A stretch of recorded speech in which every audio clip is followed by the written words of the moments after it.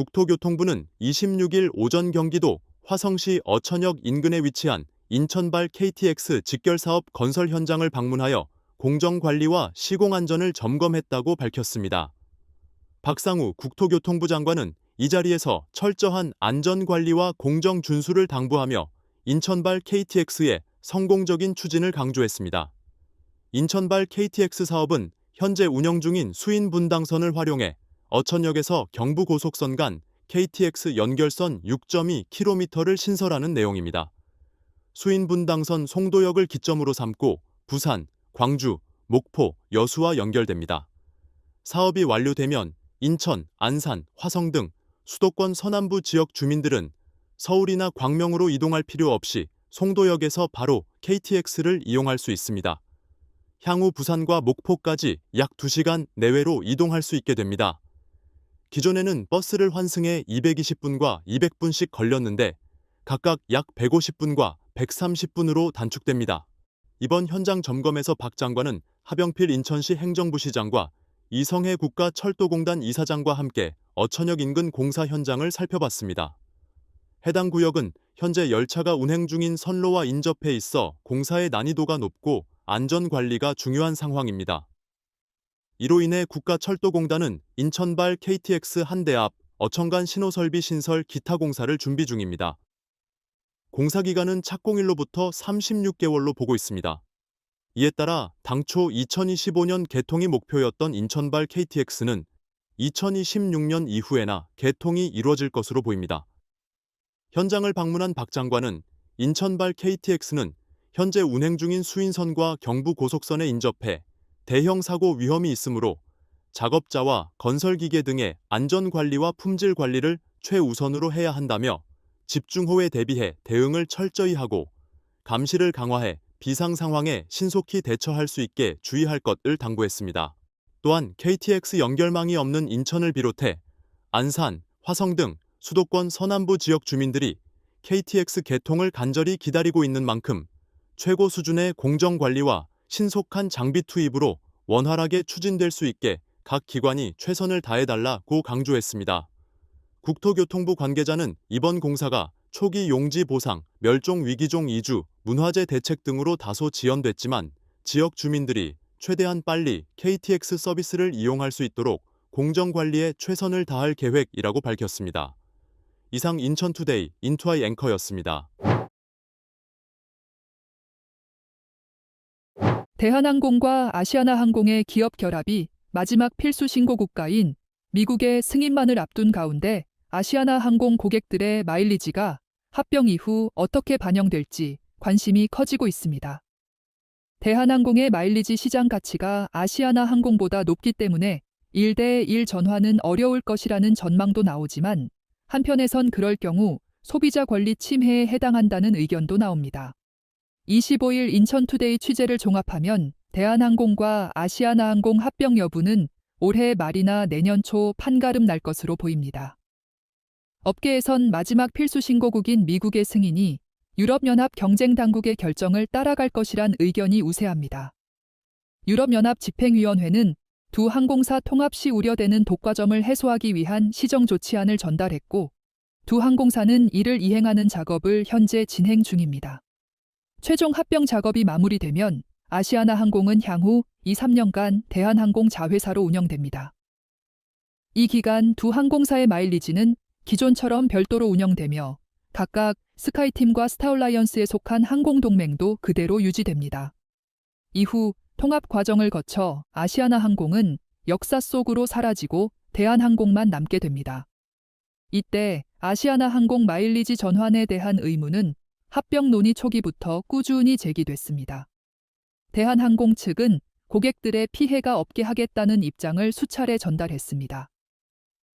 윤석열 대통령도 올해 3월 인천시청에서 주재한 민생토론회에서 두 항공사 통합으로 1마일리지 피해도 없게 관리하겠다고 밝힌 바 있습니다. 이는 지난 2022년 공정위가 두 항공사 통합을 승인할 당시 내건 조건이기도 합니다. 당시 공정위는 두 항공사가 2019년 말 시행한 제도보다 마일리지 제도를 불리하게 변경하면 안 된다고 못 박았습니다. 하지만 향후 마일리지를 1대1로 전환하지 않는다고 해서 아시아나항공 고객이 손해를 입는 게 아니라는 주장도 나옵니다. 시장 가치를 따졌을 때 대한항공 마일리지가 아시아나항공보다 약 1.2배에서 1.5배 더 높다는 게 항공업계 주된 의견입니다. 게다가 아시아나항공은 여러 브랜드 매장에서 사용할 수 있었던 마일리지 제휴 서비스를 오는 9월 9일 종료합니다. 제휴 종료 시점에 맞춰 아시아나 마일리지 쇼핑몰을 열겠다는 방침이지만 합병 시 아시아나항공 마일리지의 사용 가치가 더욱 하락할 수 있다는 우려가 나옵니다. 그리고 두 항공사의 마일리지는 시스템상이나 구조적으로 전혀 달라 동일한 비율로 계산하기 어렵습니다. 또한 그동안 대한항공 마일리지를 쌓아온 충성 고객들 일부가 1대1로 전환해주는 것에 대한 불만을 나타낼 가능성도 있습니다. 이에 일각에서는 아시아나항공이 대한항공 자회사로 운영될 기간에 아시아나항공을 이용하는 고객들이 마일리지를 우선 소진할 수 있는 방식을 도입할 것이란 전망도 나옵니다. 대한항공 관계자는 합병이 완료되지 않은 상태라 향후 마일리지 전환에 대한 구체적인 계획은 아직 없다. 소비자에게 불이익이 없게 세심하게 검토한다는 방침이라고 설명했습니다. 과거 해외 항공사 간 합병 사례를 찾아봐도 마일리지 전환 비율은 때마다 달랐습니다. 따라서 대한항공과 아시아나항공 합병 이후 결과도 함부로 예측하긴 어렵습니다. 1대1 비율로 마일리지를 전환한 사례는 우선 2012년 미국 유나이티드 항공과 컨티넨탈 항공 합병이 있습니다. 합병 후 통합된 마일리지 프로그램인 마일리지 플러스가 출범하며 기존 두 항공사 회원의 마일리지는 그대로 유지됐습니다. 2008년 미국 델타 항공과 노스웨스트 항공이 합병할 때도 두 항공사의 마일리지는 스카이 마일스 프로그램으로 통합됐습니다. 회원들은 기존 마일리지를 그대로 전환할 수 있었습니다. 반면 아메리칸 항공과 US 에어웨이즈가 합병할 때는 US 에어웨이즈 마일리지의 가치가 일부 깎였습니다. 마일리지 프로그램의 구조적과 가치 차이를 반영한 결과입니다. 에어프랑스와 네덜란드 KLM이 합병해 스카이팀 소속의 항공동맹으로 통합됐을 때도 마찬가지였습니다. 두 항공사는 새로운 마일리지 프로그램인 플라잉 블루로 기존 마일리지를 환산해 새로운 비율로 전환했습니다. 이상 인천투데이 인투아이 앵커였습니다. 최고 혼잡도가 143%에 달하는 인천도시철도 2호선 출퇴근길 혼잡도 완화를 위해 인천시가 열차를 증차할 계획이었으나 차질을 빚고 있는 것으로 나타났습니다. 인천시 교통정책과 관계자는 인천 2호선 열차 증차에 대한 안전성 점검을 진행 중이라며 안전성 검사를 마치고 중년으로 운행하거나 단순 열차를 증차하는 방식으로 출퇴근길 혼잡도를 완화할 계획이라고 말했습니다. 인천 2호선은 인천 서구 검단오류에서 미추홀구 주안역을 지나 남동구 인천대공원 부근 운현역까지 이어지는 노선입니다.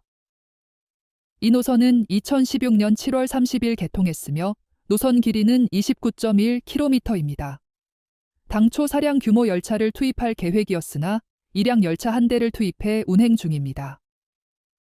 인천시는 지난해 12월 유정복 인천시장에게 2024년 주요 업무를 보고하며 올해 7월까지 출퇴근 혼잡도 해결을 위해 일량 열차 2대를 한 대로 묶어 사량 열차 한 대로 운행할 계획이라고 밝혔습니다. 인천 2호선 최고 혼잡도는 지난 6월 기준 오전 7시 30분부터 8시 30분, 가정중앙시장역부터 성남역 구간에서 143%였습니다. 인천시는 지난해 업무 보고 당시 2024년 7월까지 중년 열차를 운영해 출퇴근길 혼잡도를 해소하고 2029년까지 열차 5대를 투입해 2035년까지 인천 2호선 전 편성을 중년으로 운영할 계획이라고 전했습니다. 이후 인천투데이 후속 취재 결과 인천시는 인천 2호선 열차를 증차하거나 중년 열차로 운행하는 계획에 대한 안전성 검사를 진행 중이며 인천 2호선 증차는 당초 목표한 기한인 7월보다 차질을 빚고 있는 것으로 나타났습니다. 인천시 교통정책과 관계자는 현재 계획에 대한 안전성 검사를 진행 중이라며 안전성 검사 과정에서 문제점이 나오면 이를 개선하는 과정도 필요하다고 말했습니다. 이어 중년으로 묶어서 출퇴근길 증차하는 방안과 단순 출퇴근길의 열차를 늘려 혼잡도를 완화하는 방안 중 정해진 것은 없다며 안전 점검 이후 방안을 결정할 것이라고 덧붙였습니다. 이상 인천투데이 인투아이 앵커였습니다. 인천 중구 영종국제도시와 서구 청라국제도시를 연결하는 제3연육교 공식 명칭을 선점하기 위해 기초자치단체 간의 신경전이 치열합니다. 중구는 주민들을 대상으로 제3연육교 명칭 공모전을 개최하는 한편 서구는 지역 주민단체와 제3연육교 명칭 선정을 위한 공동 대응을 하기로 했습니다. 인천 중구는 주민 의견을 반영해오는 2025년 말 개통 예정인 제3연육교 명칭을 선정하기 위해 공모전을 연다고 29일 밝혔습니다. 공모전은 8월 5일부터 16일까지 진행되며 중구 주민이라면 누구나 참여 가능합니다. 주민 1명당 명칭 1개를 제한할 수 있으며 제3연육교의 건설 목적과 중구의 특성을 잘 나타낼 수 있는 이름을 제안하면 됩니다. 참여 방법은 중구 홈페이지에서 신청서를 내려받아 이메일 또는 팩스로 전송하거나 중구 총무과에 방문해 접수하는 것입니다. 심사는 사전심사, 본심사, 주민선호도 조사의 3단계로 진행되며 최종적으로 우수작이 선정됩니다. 시상금은 최우수 1명 50만 원, 우수 1명 30만 원, 장려 1명 20만 원을 지급합니다. 선정된 명칭은 10월 말 중구 홈페이지에서 발표하며 이를 토대로 인천경제청에 명칭을 건의할 계획입니다. 앞서 지난 28일 서구는 강범석 구청장이 청라 지역을 방문해 찾아가는 주민소통 간담회를 진행했다고 밝혔습니다. 이 자리에서 강 구청장은 청라 루원 지역 주민단체와 함께 제3연육교 명칭 선정을 위한 공동 대응을 하기로 했습니다. 청라 지역에선 청라가 향후 인천을 대표하는 경제도시라며 청라대교로 명칭을 정하자는 의견이 나온 상태입니다. 이에 지난 2022년 11월 서구의회는 제3연육교 명칭 청라대교 지정 촉구 결의안을 만장일치로 통과시킨 바 있습니다. 반면 영종 주민들은 연륙교는 섬의 이정표라며 영종의 정체성이 반영된 이름을 정해야 한다는 입장입니다. 이에 영종 지역에선 하늘대교, 공항대교, 영청대교 등의 명칭이 거론되고 있습니다. 인천경제자유구역청은 제3연육교 내년 말 개통에 대비해 내년 상반기 서구와 중구로부터 명칭 의견을 듣는 공모를 진행할 계획입니다. 제3연육교 명칭은 인천시 지명위원회와 국가지명위원회 심의 의결을 거쳐 결정됩니다. 이상 인천투데이 인투아이 앵커였습니다. 인천 부평구 상곡구역 재개발 사업이 오는 8월 내 착공을 앞두고 있습니다. 시공사는 2028년 2월 준공을 목표로 하고 있습니다.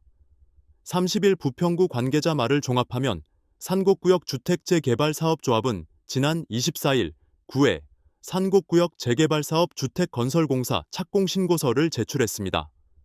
산곡구역 재개발사업 주택건설공사는 산곡동 87-903번지 1원 11만 5,976세제곱미터에 14개 동 지하 3층 지상 45층 규모로 공공주택 2,475세대, 부대복리시설, 판매시설 등을 조성하는 것입니다.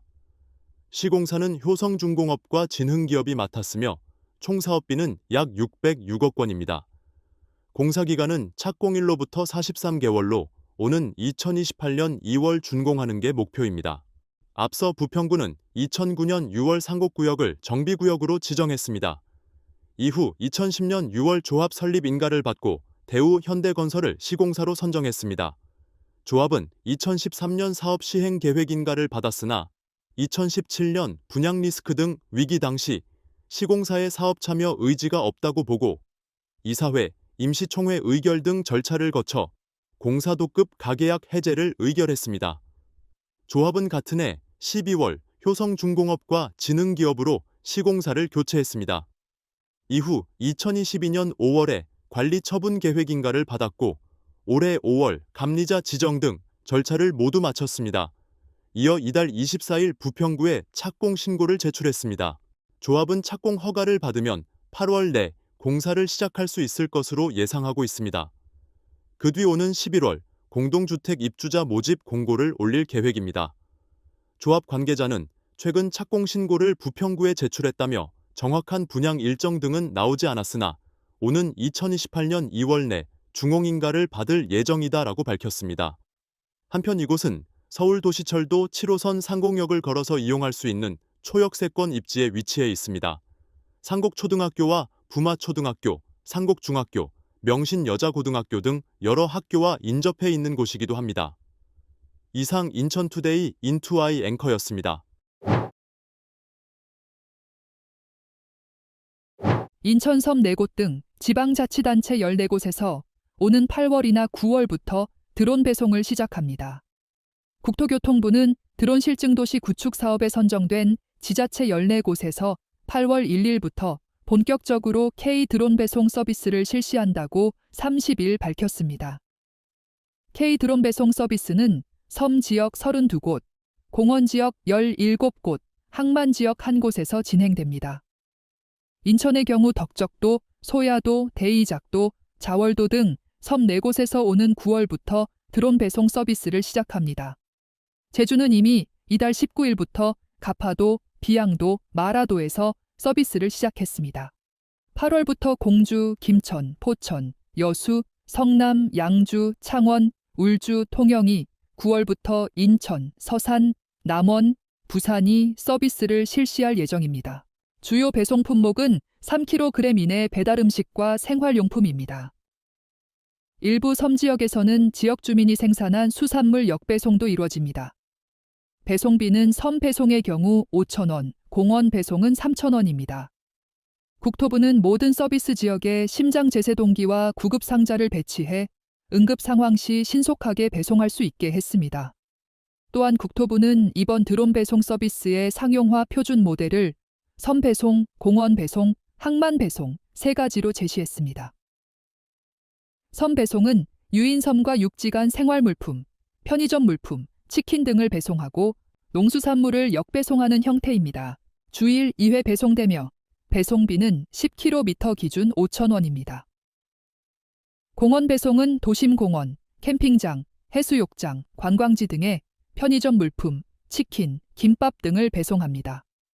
주중부터 주말까지 운영되며 배송비는 5km 기준 3,000원입니다. 항만 배송은 항만 주변 정박 선박 및 해상 레저 지역에 낚시 생활용품 등을 배송합니다. 주중부터 주말까지 운영되며 배송비는 배송업체가 설정합니다. 모든 배송 유형에서 물품에 따라 별도 금액이 적용될 수 있습니다. 국토부는 일부 대기업들이 K 드론 배송 체계를 이용해 자사 제품을 소비자에게 직접 배송하려는 움직임을 보이는 만큼 향후 배송 품목이 더욱 다양해질 것으로 보고 있습니다. 주종완 국토부 항공정책실장은 K 드론 배송이 물류 취약 섬 지역 주민들의 불편 해소에 기여할 것이라며 앞으로 드론 배송 지역을 확대하고 안전하고 편리한 신배송 체계로 자리 잡을 수 있게 노력하겠다고 밝혔습니다. 이상 인천투데이 인투아이 앵커였습니다. 죽산 조봉암이 사법살인으로 형장의 이슬로 사라진 후 65년이 흘렀습니다. 여야 중진 국회의원들이 죽산 65주기 추모식에 참석해 서훈과 추서를 시사하면서 보훈부가 검토 중인 죽산 서훈과 추서에 속도가 붙을지 관심이 모아집니다. 31일 서울 중랑구 소재망 우리역사문화공원에서 열린 죽산 조봉암 65주기 추모식에서 국민의힘 윤상현 국회의원과 민주당 김교훈 국회의원은 죽산 서훈과 추서에 같은 목소리를 냈습니다. 이날 추모식에는 이모세 죽산 조봉암 기념사업회장, 박찬대 민주당 당대표 권한대행, 도성훈 인천시 교육감, 김교훈 국회의원, 노종면 국회의원, 윤상현 의원, 고남석 민주당 인천시당 위원장, 지용택 세월문화재단 이사장 등이 참석했습니다. 박찬대 민주당 당대표 권한대행은 죽산의 육신은 독재자의 탄압에 안타깝게 쓰러졌지만 선생의 타고난 선견지명은 오늘날까지 빛을 내고 있다고 말했습니다. 이어 죽산 선생이 미처 완수하지 못한 민생, 통일, 민주주의의 가치를 민주당이 계승하겠다고 말했습니다. 이날 여야 정치인들은 죽산 조봉암에 대한 서훈과 건국 훈장 추서에 대해 한 목소리를 내기도 했습니다.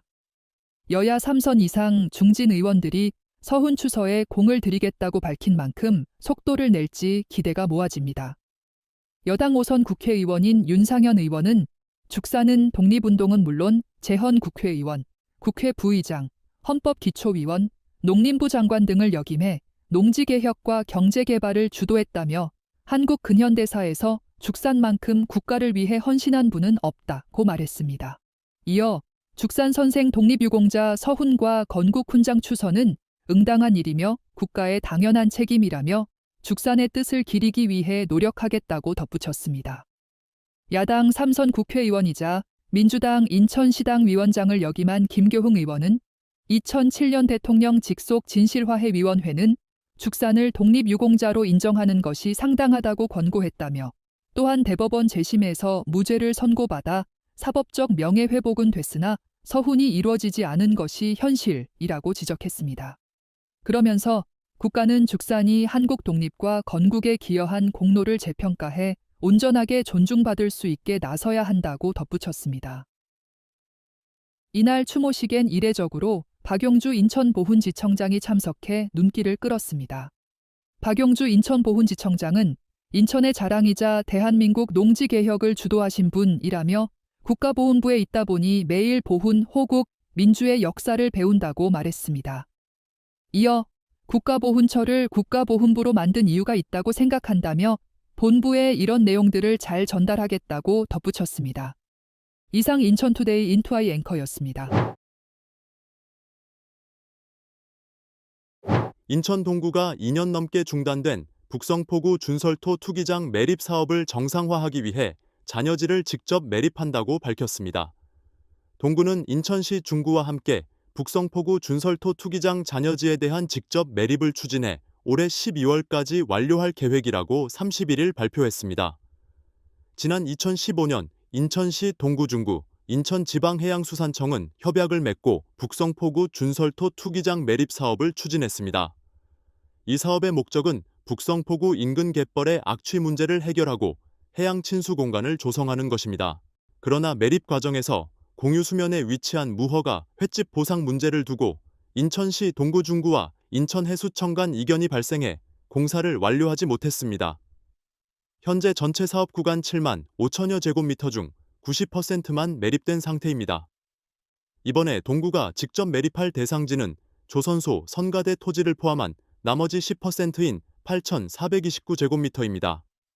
문제 해결을 위해 동구는 지난 2월 사업 시행자인 인천해수청에 동구와 인천시가 직접 사업을 시행할 수 있게 요청했고 협의 끝에 비관리청 항만개발사업이라는 해결책을 찾아냈습니다. 비관리청 항만개발사업으로 전환하기 위해 동구를 비롯한 지자체는 인천해수청에 사업 허가를 신청했고 인천해수청이 지난 24일 이를 허가하면서 무허가 횟집 철거와 보상 근거가 마련됐습니다. 동구 등은 올해 12월까지 잔여 구간 매립 완료를 목표로 설정하고 사업비 약 8억 5천만 원을 투입할 계획입니다. 동구는 무허가 횟집 보상, 미매립 공유수면, 매립공사 시행 등을 위한 사업비의 50%를 분담하며 인천시도 사업비 50%를 분담합니다. 인천해수청은 매립공사가 완료되면 매립지 상부에 해양 친수 공간 조성 공사를 시행할 계획입니다. 동구 관계자는 무허가 횟집 상인들과 보상 문제를 조속히 매듭짓고 상부시설 조성을 위한 초석을 마련하겠다며 매립지 상부에 구민이 원하는 시설들이 조성될 수 있게 노력할 계획이라고 말했습니다. 이상 인천투데이 인투아이 앵커였습니다. 1일 아침 인천 서구 청라국제도시 소재 제1풍경차의 2차 아파트 지하주차장에서 불이 나 103명이 대피하고 32명이 구조됐습니다. 인천소방본부는 1일 오전 6시 15분께 인천 서구 청라동 149-2 1원 제1풍경채 2차 아파트 지하주차장에서 화재가 발생해 현장 출동했다고 밝혔습니다. 인천소방본부는 지하 1층 주차장에서 연기가 발생한다는 주민신고를 받고 출동했으며 지하주차장에서 전기차로 추정되는 차량에서 다량의 연기가 발생하는 상황이었다고 설명했습니다.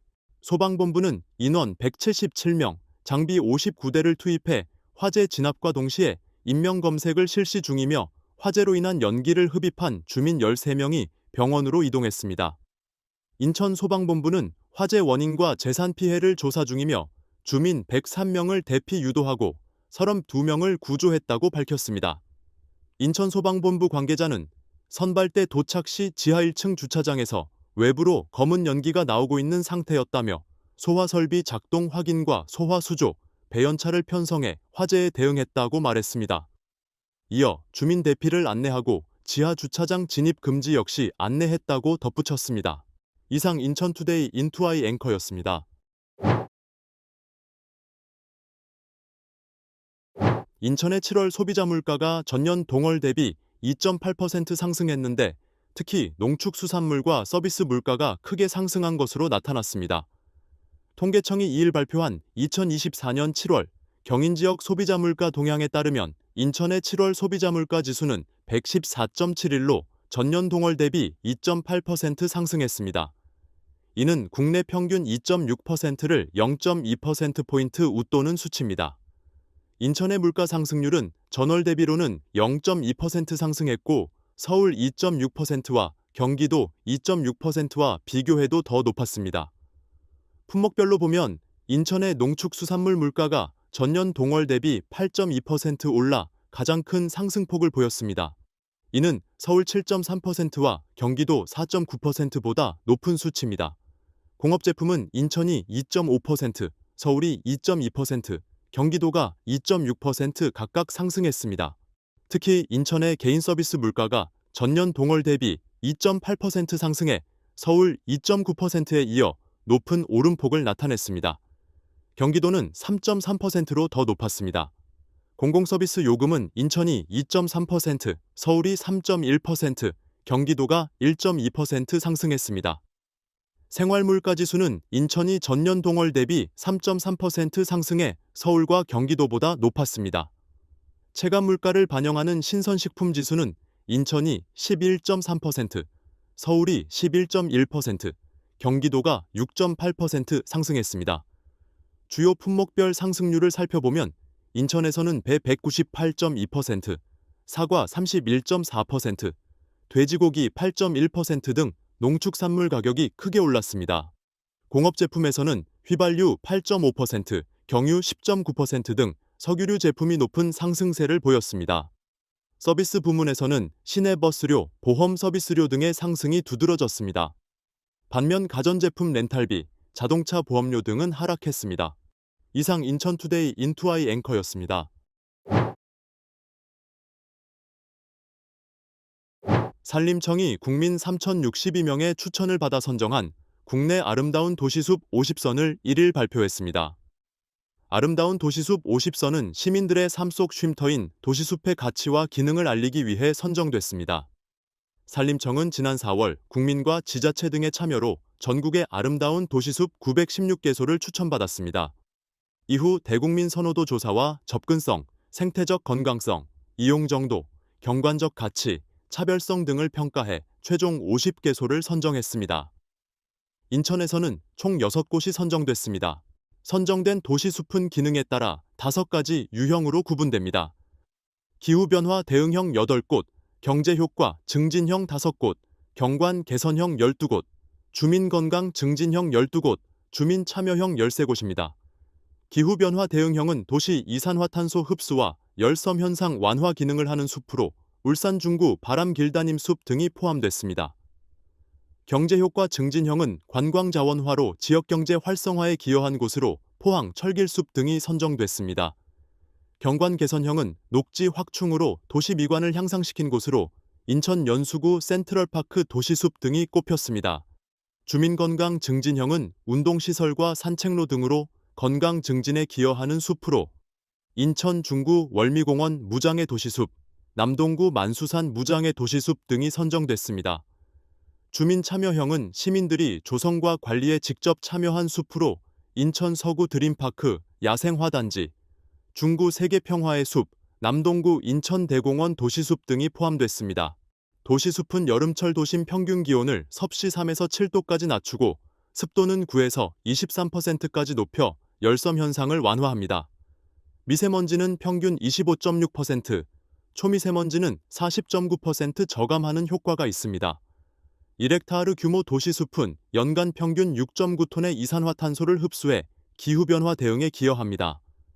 우리나라 1인당 생활권 도시숲 면적은 전국 평균 11.48제곱미터로 뉴욕 23제곱미터, 런던 27제곱미터 등 선진국 주요 도시에 비해 부족한 실정입니다. 산림청은 2027년까지 1인당 도시숲 면적을 15제곱미터로 확대할 계획입니다. 지자체와 협력해 지역 특색을 살린 도시숲을 조성, 관광 자원이자 주민 문화 공간으로 육성할 방침입니다. 임상섭 산림청장은 도시숲을 기후위기 대응과 지역경제 활성화에 도움되는 산림 자산으로 육성하겠다며 시민들의 쉼터인 도시숲에 많은 관심과 사랑을 부탁드린다고 말했습니다. 아름다운 도시숲 50선 선정 결과는 산림청 누리집에서 전자책으로 확인할 수 있습니다. 이상 인천투데이 인투아이 앵커였습니다.